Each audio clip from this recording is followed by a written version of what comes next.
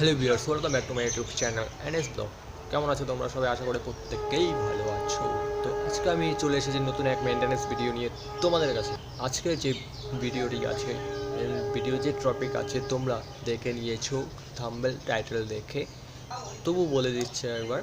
তো স্কুটারের, যে কোনো স্কুটারের সামনের সাসপেনশনের যে সাউন্ডটা আমরা পেয়ে থাকি এবং যে প্রবলেমটা হয়, তো কেন হয়, কিসের জন্য হয়, এর থেকে সলিউশন কি আছে, তো আজকে আমি এই ভিডিওর মধ্যে তোমাদেরকে দেখাবো এবং তোমরা বাড়িতেও সেটা করতে পারো, কিছু টুলসের থাকলেই যথেষ্ট।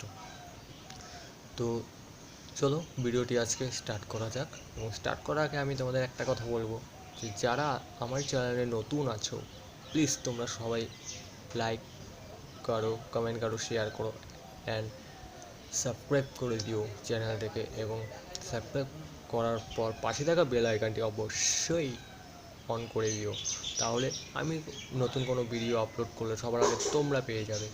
তো চলো ভিডিওটি আজকে স্টার্ট করা যাক। সবার আগে গাড়িটিকে ডাবল স্ট্যান্ড করে নিতে হবে, তারপর স্ক্রুড্রাইভার দিয়ে দুপাশের দুটো পিভট কভারগুলো খুলে নিতে হবে।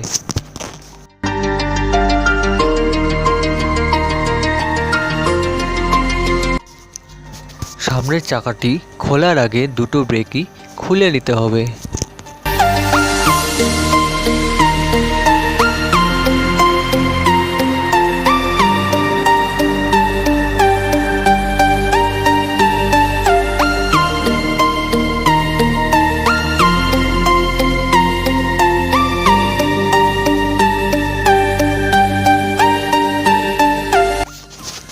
এবার এই পাশের 19 নম্বর নাটটি রিং রেঞ্চ দিয়ে খুলে নিতে হবে, আর এই পাশে 14 নম্বর রিং দিয়ে ধরতে হবে।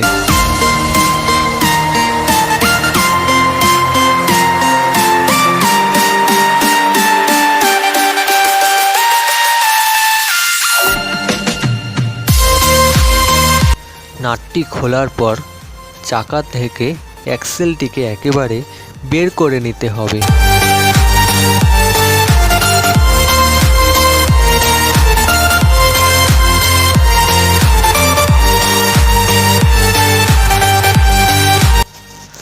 এখন চাকা থেকে চাকার ড্রামটিকে আলাদা করে নিতে হবে। তোমরা দেখতেই পাচ্ছ চাকার আর্মটি অনেকটা ক্রিপলে রয়েছে। ক্রিপলে থাকার কারণে কিন্তু সাউন্ড হচ্ছে, আর এই বুশগুলো কিন্তু দেখাই যাচ্ছে যে অনেকটা ড্রাই হয়ে গিয়েছে। ড্রাই হওয়ার কারণে সেখান থেকে এক ধরনের সাউন্ড আসছে।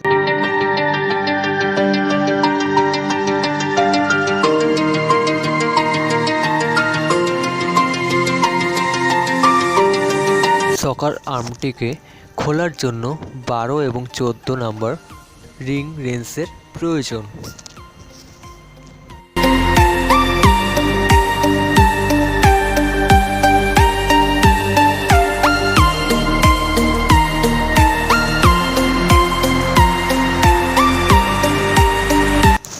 এবার আমরা এই বুশগুলোকে টোটালি খুলে ফেলবো।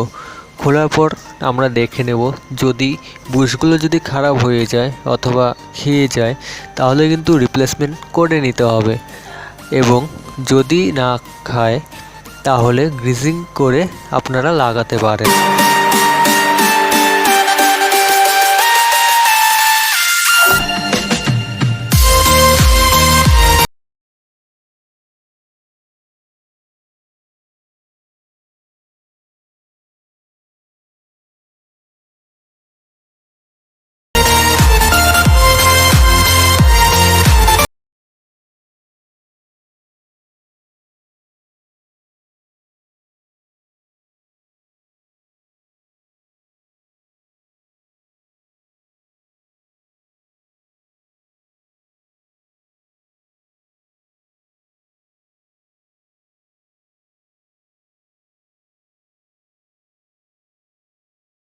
বুশগুলোকে খোলার পর এখন আমরা কাপড় দিয়ে জায়গাগুলোকে পরিষ্কার করে নেব। তারপর আমরা এখন এগুলোকে পরিষ্কার করে গ্রিজিং করে আবার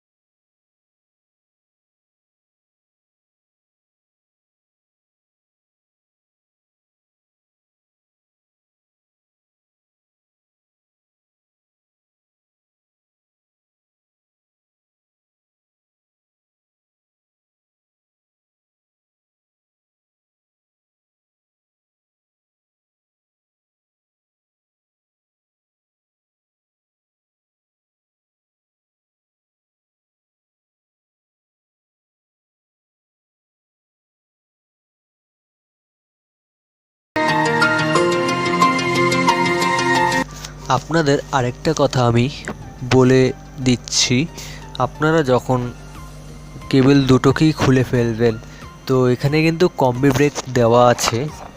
তো কম্বি ব্রেকে আপনারা কোন কেবল কোনটা কিভাবে লাগাবেন তো দেখুন এখানে কিন্তু মার্ক করে দেওয়া আছে উপরের কেবল এবং নিচের কেবলটি। উপরের কেবলে কিন্তু দুটো দাগ দেওয়া আছে আর নিচেটা কিন্তু একটাই আছে।